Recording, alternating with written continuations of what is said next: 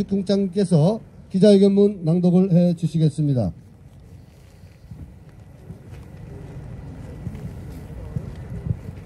네, 회견문 낭독하겠습니다. 문재인 좌파 독재의 종식을 선언한다. 중국 폐렴 확진 판정을 받은 서울구치소 직원이 박근혜 대통령 외부 의료시설 통원 치료 호송 차량에 동승하는 초유의 사태가 벌어졌다. 서울 동부구치소 수용자의 40%가 넘는 1200여 명의 중국 폐렴 집단 감염으로 온 국민이 불안과 걱정에 빠져 있는데 문재인 좌파 독재 정권은 철저한 방역과 예방 조치를 뒷전으로 하고 책임 회피에만 급급한 것이 이런 사태를 불러온 것이다. 만약 박근혜 대통령의 신변과 건강에 조금의 이상이라도 있다면 우리 공화당과 애국국민은 문재인을 결코 용서치 않을 것이다. 애국국민의 분노가 얼마나 무서운지 보여줄 것이다. 지금이라도 문재인 좌파 독재 정권은 박근혜 대통령을 즉각 석방하라. 예산 부족으로 KF 인증 마스크를 지급하지도 않고 수용자가 창문으로 살려달라고 하고 치료를 받다 사망한 수용자의 경우 유족들에게 화장 직전에 알리는 등 반인권, 반인륜적 문재인 좌파 독재 정권의 만행을 언제까지 지켜봐야 하는가? 우리 공화당은 구치소에 중국 폐렴 집단 감염을 불러일으킨 문재인 좌파 독재 정권에게 반드시 책임을 물을 것이다. 또한 우리 공화당은 초동 대처의 실패, 확진자 발생 후 즉각적인 격리 조치 실패, 집단 감염 은폐 의혹 등에 대해 철저한 원인 규명과 확실한 사후 안전 조치를 강력하게 요구한다.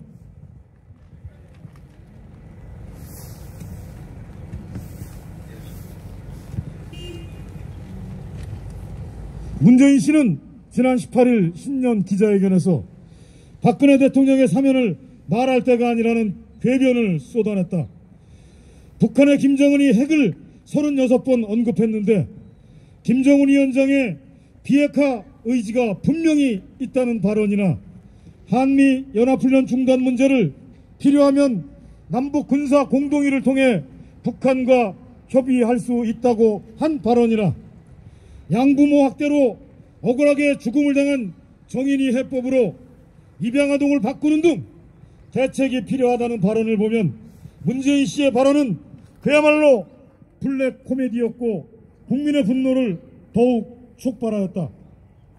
단돈 10원 한 장 받지 않은 깨끗한 대통령을 억지 뇌물죄를 씌우고 대한민국 국가 발전과 국민 행복을 위해 밤새워 일한 박근혜 대통령을 직권남용이라는 죄를 뒤집어 씌운 문재인 좌파 독재 정권이 과연 온전할 것 같은가? 대한민국 국민이 아닌 오직 문바들에게만 기쁨과 환희를 주는 문재인 씨의 신년 기자회견은 한마디로 문바에 빠진 문재인과 무엇이 다른가? 19일 검찰 세월호 참사 특별수사는 세월호 참사를 둘러싸고 제기된 수사 외압, 감사 외압, 유가족 불법 사찰 의혹 등이 사실이 아니거나 사법처리 대상이 아니라는 결론을 내렸다. 거짓 촛불이 제기했던 세월호 고의 침몰설도 근거가 없다고 밝혔다. 문재인 좌파 독재 정권은 거짓 촛불이 만든 몽롱한 환상에 불과하다. 그러나 정의는 반드시 승리하고 진실은 반드시 밝혀진다. 이제 문재인 씨는 정신 차려야 한다. 국민이 무엇을 원하는지를 알아야 한다. 문바들이 원하는 대한민국이 아니라 국민이 원하는 대한민국이 무엇인지를 알아야 한다. 지금 국민은 박근혜 대통령의 즉각적인 석방을 원한다. 국민이 원하는 박근혜 대통령의 즉각 석방을 이행하지 않는 문재인 좌파 독재 정권은 끝났다. 대한민국 국민은 문재인 좌파 독재 종식을 선언한다. 2021년 1월 21일 우리 공화당 대표 조원진, 천만인 무자석방본부 대표 허평환, 우리 공화당 당원 및 천만인 무자석방본부 회원 일동. 감사합니다. 네, 비가 오는 가운데서도 기자회견문을 우렁차게 읽어주신 우리 변성근 조직국장님께 감사의 인사 말씀을 드립니다. 다음 여러분 첫 번째 발언자분 소개해 보겠습니다. 여러분 너무나 잘 아시고 계십니다. 정치, 외교, 또 안보 전문가이십니다. 또 정치학 박사이시기도 하시고요. 현재 우리 공화당의 정책의장, 또한 우리 공화당의 현재 최고위원이신 박태우 정치학 박사님 모셔서 발언 들어보겠습니다. 네, 우리 당원 동지 여러분, 그리고 서울 시민 여러분, 해외 동포 여러분, 오늘 이거 청와대 앞에 이 겨울비가 부슬부슬 내리고 있습니다. 우리 박근혜 대통령님 즉각 석방 문제를 이야기하니까 하늘도 이게 천일 공로할 이 잘못된 거에 대해서 이런 피를 내려주는 게 아닌가, 이런 생각이 드네요. 여러분 다 아시겠습니다만은 죄도 없는 사람, 옛날 이야기하면 일종의 사법 쿠데타 같은 것, 권력 기익 찬탈로 좌파 언론들 동원해서 친이대들, 종북 친중 세력들 좌연합해서 헌정을 중단시키고 지난 4년 동안 이 주사파 정권이 하는 행태를 보아왔습니다만은 갈수록 이제 국민들이 느끼는 거 아니에요. 그들이 한 이야기가 진실이 아니었구나. 지금도 언론이 가리고 있습니다만은 점점점 많은 우리 국민들이 깨닫고 있습니다. 1년 임기 남았는데 이제 내리막길 어떻게 내려오느냐가 중요할 텐데, 지금처럼 가면은 어느 날 다음 정권이 그들이 이야기하는 대로 좌파 정권으로 이어진다는, 그거는 제가 보기에는 하늘이 놓여서 안 될 것 같고, 또 이제 문재인 정권 청산위원회 만들어서 또 국회에서 떠들고 국정조사하고 하고, 이런 역사 반복하면 되겠어요?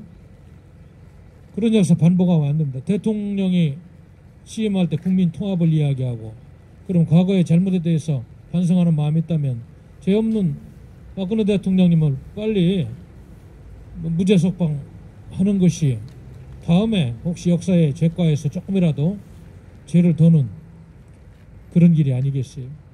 이 사면 논의 자체가 지금 우리가 무죄 석방입니다만, 하여튼 언론에서는 현실적으로 지금 하여튼 사면이라고 쓰고 있으니까 용어를 쓰자면 그렇습니다만, 이낙연 더불어민주당 대표가 뜬구름없이 청와대 다녀와가지고 그 이야기를 꺼냈는데, 이낙연 대표 그 양반 평소에 성격이나 이런 걸로 봤을 때 절대로 혼자 할 건 아니죠. 어느 정도 교감을 가지고 와서 언론에 띄우고 이래 하다가 이런저런 간좀 보다가 또 이게 접은 케이스인데, 아마 박근혜 대통령님 그 사법적으로 이렇게 사면을 하면 이재용 재판에도 이재용 씨도 죄를 줄 수가 없죠. 이런저런 여러 가지도 있을 것 같고, 또 내가 보기에는 카드로서 갖고 있다가 내년 대통령 선거 때까지 어느 때가 가장 그런 걸 하는 것이 정치적으로 이득이 될지, 이런 아주 얄팍하고 정말 아주 천박한 이런 국정 운영을 하는 사례가 바로 박근혜 대통령님 문제가 됐습니다. 거기까지 그렇다 치더라도 코로나 문제로 요즘은 또 이제 건강상의 문제까지 이렇게 와 있고, 또 여러분도 알다시피 며칠 전에 문재인 씨가 그 신년 기자회견을 했는데, 참 많은 국민들이 그래도 이제 내려오막길에서는 참여하는 마음으로 나중을 생각해서 좀 전향적으로 언급할 줄 알았는데, 또 국민 여론 핑계대고 덮어버렸어요. 이런 거를 보면서 말로는 국민 통합을 이야기하지만 실질적으로는 국민을 분열시키는 국민 통합과는 정반대의 방에서 국민을 분열시키는 이런 무리들이구나. 이거를 기자회견을 통해서 많은 애국 국민들이 느꼈습니다. 대한민국 헌법이 보장하는 대통령의 책무를 신성하게 다해야 되는데 아직도 지난 4년처럼 한 주사파 그리고 일부 수구 좌파 세력, 종북 세력, 친중 세력을 대표하는 한 계파의 우두머리로서 5년간 청와대에 있다 나와서 그 나중에 그저 참담한 결과를 어떻게 감당할지 역사는 분명히 평가를 하게 돼 있거든요. 지금은 아직 청와대에 있다 보니까 못 느낄 거예요. 얼마 남지 않았습니다, 여러분. 우리 공화당이 극우 세력이니 뭐냐 하면서 그런 온갖 탄압과 음해를 받으면서 지난 4년간 그 많은 희생과 아픔 속에서도 줄기차게 정의와 진실을 이야기해 왔습니다. 우리 박근혜 대통령님 탄핵 모의 무죄 석방부터 일찍이 문재인 정권의 본질을 간파하고 문재인 퇴진을 슬로건으로 그리고 국제사회에서 왕따가 돼버리고 동맹 정치를 파괴하고 있는 이 안보 자해 세력을 당해서 경제도 경제지만 국민의 생명권까지 다 침탈하고 있는 이 행위만큼은 2조 시대 때 왕을 향해서 영리를 건드린 것보다 더 무서운 민주주의에서는 반역에 검거한 행위이기 때문에 다음에 감당이 안 될 거다. 정신 차리고 좀 정치를 해줬으면 좋겠다고 했습니다만 들을 정권이 아니죠. 왜? 태생부터가 목적이 있었습니다. 사회주의 좌파 혁명을 해서 이 나라의 70년 건국사를 파괴하려고 집권한 세력이니까 그런 이야기가 들어올 수가 없어요. 아, 저 사람들은 그냥 떠드는 사람들이구나 무시하고 여기까지 온 겁니다. 개각한 것도 보십시오. 부엉이인가 어디 그 멤버들은 아주 측근들 말이에요. 국민의 소리는 듣지 않겠다는 거예요. 미국에서 신뢰할 수 없는 인물 1호 안보실장을 3년 한 정의용이를 나이가 80 먹은 사람을 다시 외교부 장관으로 기용하고 있어요. 이거는 미국과 흐트러진 동맹관계 다시 복원하겠다는 뜻이 없습니다. 미국에서는 정의용 실장 알다시피 트럼프, 김정은 북미회담, 미북회담이죠. 미북회담 비핵화 사기쇼를 만든 사람을 인식하고 있고 또 지소미아 파괴할 때 미국에서 그렇게 목소리를 해도 전달하지 않고 좌파들 손에서 국익을 파괴한 이 역시 그 문재인 정권의 안보를 파괴한 사람을 외교장관으로 세워서 한미동맹이 복원되는데 전혀 도움이 안 되는 인물을 앉혀놓고 여행사 사장처럼 청와대 심부름을 하던 강경화는 북한의 김여정이가 한마디 하니까 뭐 그랬는지는 모르겠습니다만 치워버리는 이게 도대체 정상이 아닌 지난 4년 동안 우리 국민들이 참 제정신 가졌으면 하루하루 살기도 힘들었을 거예요. 스트레스 받고 거기다 코로나까지 겹쳐서 그거를 국민들 통제하는 아주 중요한 말은 안 합니다만 하나의 도구로서 이렇게 쓸 수 있는 그런 여지를 항상 갖고 있고 또 지금은 아마 헛꿈을 꾸고 있을 거예요. 내년 대선에서 어떻게든 정권 연장에서 됐겠다. 공수처 출범하면 그렇게 될 것이다. 어림도 없습니다. 역사는 그렇게 되질 않아요. 반드시 반작용이 있고 반작용에서 생성된 새로운 권력은 과거를 단죄하게 돼 있어요. 공수처는 없어지는 거예요. 그래 갈 수가 없습니다. 그 평범한 진리를 깨닫지 못하고 오만방자하게 아직도 국민을 무시하면서 역사의 심판을 기다리고 있는 이 문재인 주사파 정권 남은 인력이라도 정신 차리고 이 나라와 민족을 위해서 정치해 주셔서 부탁드리고 그리고 인권 회복 차원에서도 코로나로 지금 병원에 이송돼서 고통받고 있는 박근혜 대통령에 대한 형집행 정지라도 해주실 것을 마지막으로 부탁드립니다. 국제사회가 보고 있고 양심과 정의가 다 보고 있어요. 결코 비껴갈 수 없습니다. 감사합니다.